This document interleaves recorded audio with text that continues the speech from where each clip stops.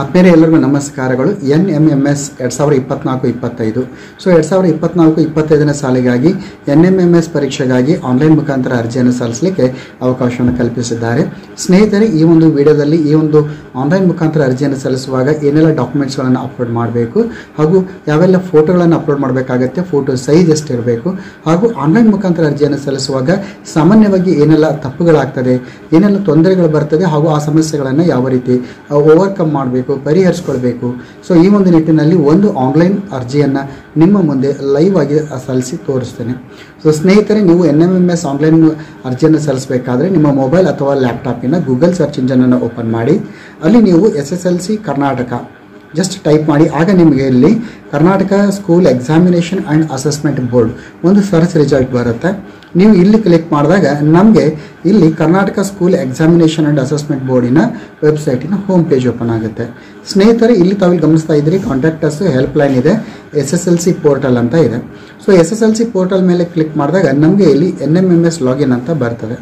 So NMMS login ಅಂತ ನೀವು click ಮಾಡಿದಾಗ ತಾವಿಲ್ಲಿ ಗಮನಿಸ್ತಾ ಇದ್ದೀರಿ 2024-25 NMMS ಎಕ್ಸಾಮಿನೇಷನ್ ಒಂದು ಹೋಮ್ ಸ್ಕ್ರೀನ್ ಬಂದಿದೆ. ಇಲ್ಲಿ ನಿಮಗೆ ಸರ್ಕ್ಯುಲರ್, ಫ್ಲೋ ಚಾರ್ಟು ಮತ್ತು ಯೂಸರ್ ಮ್ಯಾನುವಲ್ಗಾಗಿ ನೀವು ಕೆಳಗಿನ ಒಂದು ಲಿಂಕ್ಸ್ಗಳನ್ನು ಕ್ಲಿಕ್ ಮಾಡಿದರೆ ಓಪನ್ ಆಗುತ್ತೆ. ನೀವು ಆನ್ಲೈನ್ ಮುಖಾಂತರ ಅರ್ಜಿಯನ್ನು ಸಲ್ಲಿಸಬೇಕಾದ್ರೆ click here to login for NMMS exam application. So ಇಲ್ಲಿ ನೀವು ಕ್ಲಿಕ್ ಮಾಡಬೇಕು.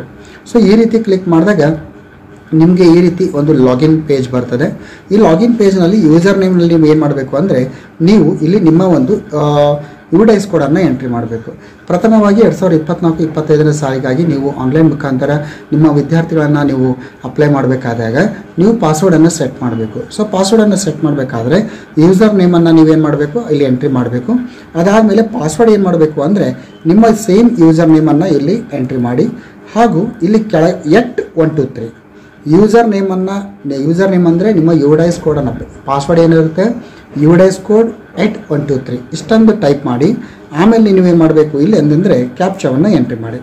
ಸೊ ನೋಡಿ, ಇಲ್ಲಿ ನಾನು ಕ್ಯಾಪ್ಚಾವನ್ನು ಕೂಡ ಎಂಟ್ರಿ ಮಾಡ್ತಾ ಇದ್ದೀನಿ. ಕ್ಯಾಪ್ಚಾವನ್ನು ಎಂಟ್ರಿ ಮಾಡಿದ ನಂತರ ಕ್ಯಾಪ್ಚಾ ಸರಿಯಾಗಿ ಎಂಟ್ರಿ ಮಾಡಿ ಆಮೇಲೆ ಸಬ್ಮಿಟ್ ಅಂತ ಕೊಡಿ. ಸೊ ಈ ರೀತಿ ಸಬ್ಮಿಟ್ ಕೊಟ್ಟಾಗ ಏನಾಗುತ್ತೆ ಅಂದರೆ ನಿಮಗೆ ಮತ್ತೊಂದು ಪೇಜ್ ಓಪನ್ ಆಗುತ್ತೆ ನಿಮ್ಮ ಒಂದು ಪಾಸ್ವರ್ಡನ್ನು ಸೆಟ್ ಮಾಡಲಿಕ್ಕೆ. ಸೊ ಆತ್ಮೀಯ ಸ್ನೇಹಿತರೆ, ಇಲ್ಲಿ ನ್ಯೂ ಪಾಸ್ವರ್ಡನ್ನು ಎಂಟ್ರಿ ಮಾಡಬೇಕು. ನ್ಯೂ ಪಾಸ್ವರ್ಡ್ ಯಾವ ರೀತಿ ಇರಬೇಕಂದ್ರೆ ಒಂದು ಸ್ಪೆಷಲ್ ಕ್ಯಾರೆಕ್ಟರ್ಲಿರಲಿ, ಅಂದರೆ ಆಲ್ಫಾ ಇರ್ಬೋದು, ಇರ್ಬೋದು, ಹ್ಯಾಶ್ ಇರ್ಬೋದು, $, ಇರ್ಬೋದು. ಆಮೇಲೆ ಒಂದು ಕ್ಯಾಪಿಟಲ್ ಅಕ್ಷರ ಇರಬೇಕು, ಆಮೇಲೆ ಸ್ಮಾಲ್ ಆಲ್ಫಾಬೆಟ್ಸ್ ಇರಬೇಕು, ನ್ಯೂಮರಿಕಲ್ ನಂಬರ್ಸ್, ಈ ಮೂರನ್ನು ಒಳಗೊಂಡಿರುವಂಥ ಒಂದು ನ್ಯೂ ಪಾಸ್ವರ್ಡನ್ನು ಎಂಟ್ರಿ ಮಾಡಿ. ಅದೇ ಪಾಸ್ವರ್ಡ್ನ ಎಂಟರ್ ಮಾಡಿ. ಆಮೇಲೆ ಈಗ ಪ್ರೆಸೆಂಟ್ HM ಮೊಬೈಲ್ ನಂಬರನ್ನು ಎಂಟ್ರಿ ಮಾಡಿ ಗೆಟ್ OTP ಅಂತ ಮಾಡಿ. ಸೊ ಆಗ ಏನಾಗುತ್ತೆ, ಆ ನಂಬರ್ಗೆ OTP ಬರ್ತದೆ. ಆ OTPಯನ್ನು ಎಂಟ್ರಿ ಮಾಡಿ ಸಬ್ಮಿಟ್ ಕೊಟ್ಟರೆ ನಿಮ್ಮ ಒಂದು ಪಾಸ್ವರ್ಡ್ ಏನಾಗುತ್ತೆ ಇಲ್ಲಿ ಸೆಟ್ ಆಗುತ್ತೆ.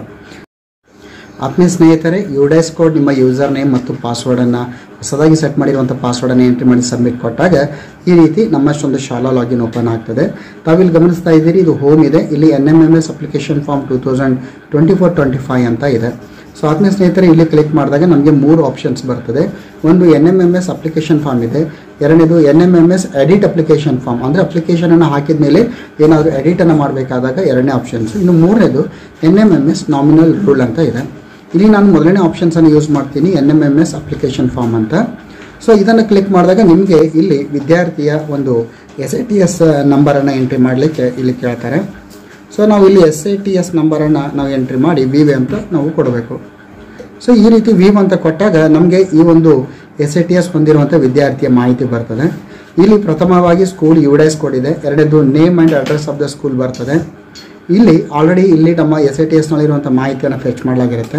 ಸೊ ನಾವು ಎಂಟ್ರಿ ಮಾಡಬೇಕಾಗಿರುವಂಥದ್ದು ಪಿನ್ ಕೋಡು, ಭಾಳ ನೋಟ್ ಮಾಡ್ಕೊಳ್ಳಿ. ನಾವು ಇಲ್ಲಿ ಎಂಟ್ರಿ ಮಾಡುವಂಥದ್ದು ಪಿನ್ ಕೋಡ್ ಇದೆ. ಅದಾದಮೇಲೆ class, area in which school is located, rural, type of the institution in which the candidate studying, government, ಇದೆಲ್ಲ ಆಲ್ರೆಡಿ ಬರ್ತದೆ.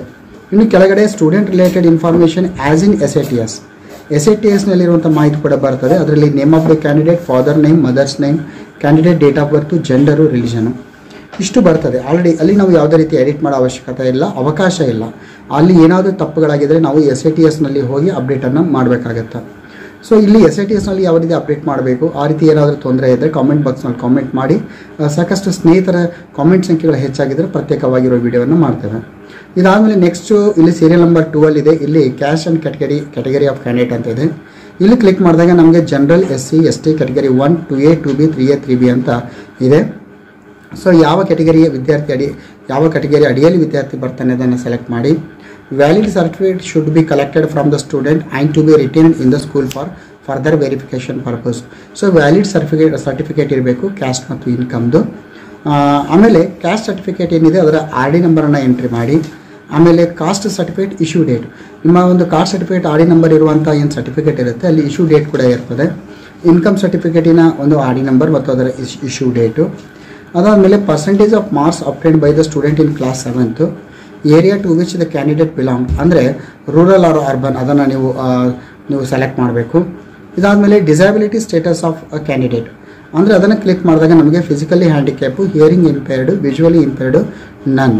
ಸೊ ಫಿಸಿಕಲ್ ಹ್ಯಾಂಡಿಕ್ಯಾಪ್ ಮಗು ಇದ್ದರೆ ಅಲ್ಲಿ 3ರಲ್ಲಿ ಆಪ್ಷನ್ ಮಾಡಿ, ಅದರ್ವೈಸ್ 4ನೇ ಆಪ್ಷನ್ ನನ್ ಅಂತ ಮಾಡಿ. Postal address of the candidate for correspondence ಇದೆ. Don't write candidate or father's name, ಇಲ್ಲಿ ಬರೆಯುವಾಗ ಕ್ಯಾಂಡಿಡೇಟ್ ನೇಮು ಫಾದರ್ ನೇಮ್ ಬೇರೆ ಅವಶ್ಯಕತೆ ಇಲ್ಲ. ಸೊ ನೇರವಾಗಿ ಅಡ್ರೆಸ್ಸನ್ನು ಬರಿಬೇಕಾಗ್ತದೆ. ಇಲ್ಲಿ ಎಕ್ಸಾಂಪಲ್ ಆಗಿ ನಾವು ಏನು ಹೇಳ್ತೀವಿ ಅಂದರೆ ಯಾವ ರೀತಿ ಬರಿಬೋದು ಅಂದರೆ ಇಲ್ಲಿ ಪೋಸ್ಟ್ ಆಫೀಸ್ ಬರಿಬೋದು ಮತ್ತು ಪಿನ್ ಕೋಡನ್ನು ಎಂಟ್ರಿ ಮಾಡಬೇಕು.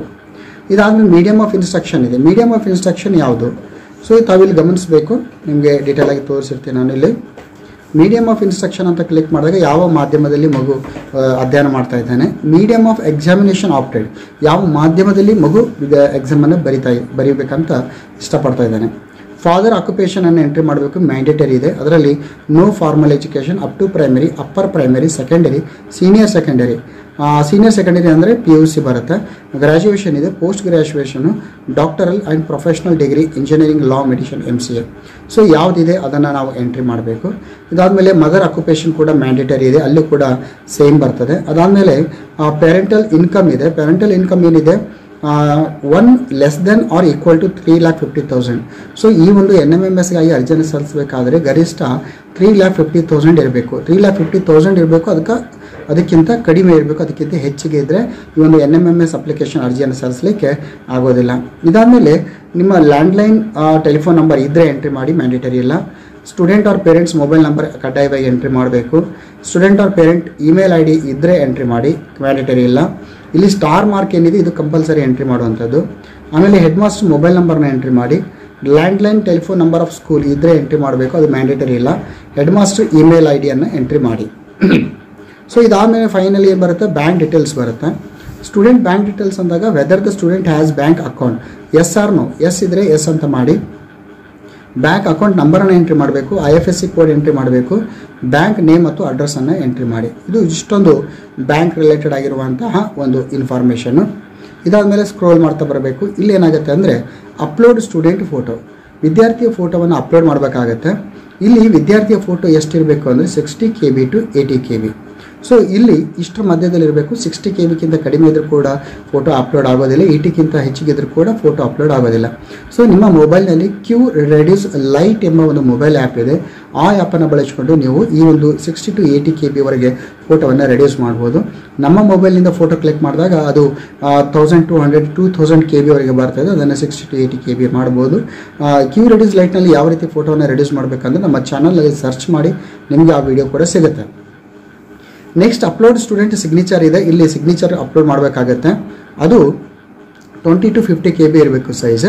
ಸೊ ಈ ರೀತಿ ಮೊದಲೇ ನಾವು ಮಾಡಿಟ್ಕೋಬೇಕು. Photo 60 to 80, signature 20 to 50 KB ಮಾಡಿ ನಮ್ಮೊಂದು ಮೊಬೈಲ್ಸ್ಗಳಲ್ಲಿ ಅಥವಾ ಲ್ಯಾಪ್ಟಾಪ್ನಲ್ಲಿ ಸೇವ್ ಮಾಡಬೇಕು.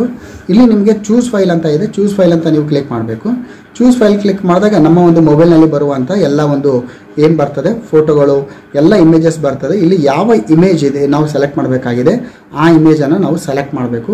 ಅದಾದಮೇಲೆ ಅಷ್ಟಕ್ಕೆ ಮುಗಿಲಿಲ್ಲ, ಕೆಳಗಡೆ ಅಪ್ಲೋಡ್ ಎಂಬ ಏನು ಬಟನ್ ಕೀ ಇದೆ ಅದನ್ನು ಪ್ರೆಸ್ ಮಾಡಿ. ಆಗ ನಾವು ಚೂಸ್ ಮಾಡಿರುವಂಥ ಫೋಟೋ ಈ ಒಂದು ಫ್ರೇಮ್ನಲ್ಲಿ ಬರ್ತದೆ.